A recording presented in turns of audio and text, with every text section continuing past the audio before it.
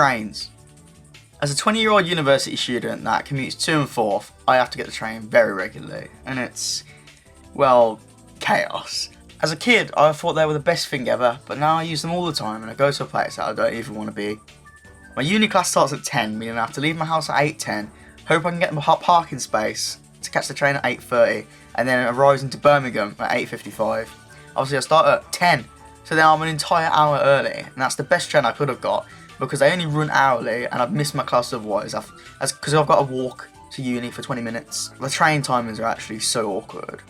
And there I am waiting for the train, half asleep, and I see the sign telling me the train's going to be late, so then I have to wait even longer. But eventually the train finally will show up, and everyone rushes on like the train won't stop for us, and there's always loads of people stood in the middle of the carriages, and they won't sit down because everyone's too socially awkward to ask for a seat or just sit next to a stranger. And to be fair, for me, I'm fine with that. Like, I'm quite confident. I don't care about that. I'll go and squeeze for everyone, go and sit next to some rando. And eventually, at some point, the train ticket guy comes down to fiend for our money, and L. Risley and H. start pegging it down the train as they obviously don't have a ticket. And it's like the ticket guy's life mission to ensure he finds everyone who doesn't have the specific ticket. He's got nothing to do better with his life. He just doesn't care about your own story. If you haven't paid, that's it, you're dead. We finally get to the destination, and everyone just darts off like they're on a mission. But then we're greeted by the barriers, which is fine for us because we pay for a ticket, right? But L. Risley and H. I don't know, but it's alright. They'll just hop the barriers anyway, so I'll see that. I'm like, oh, fair enough. I guess I'll go to uni.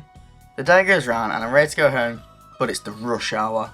I go and get my train and, oh, it's cancelled. Guess I'll have to wait an entire hour around all the crackheads at the station. But eventually, the time comes around, you get to the train, on platform, the right platform we're going to, and there's about 17,000 people trying to get on the train. Because it's got all the customers who was going to go on the cancelled one, and all the people who was going to get this train originally. And people crowd round the train doors, like giving the people coming off like barely any room, and practically just dive on to try and get a seat. But at this time, there's just never, you just can't get a seat. Like, you're all squished up and you stand up together like sardines. You like the sardines from SpongeBob when they're all like right next to each other, like cramped. And then it makes the train just get really hot from the number of bodies, and you put like a proper sweat on. And it just feels like the longest, like, X amount of minutes of your life just stood there awkwardly, trying to not fall into anyone, using your toes to grip the floor, like when the train changes speed. It's actually like the worst experience ever.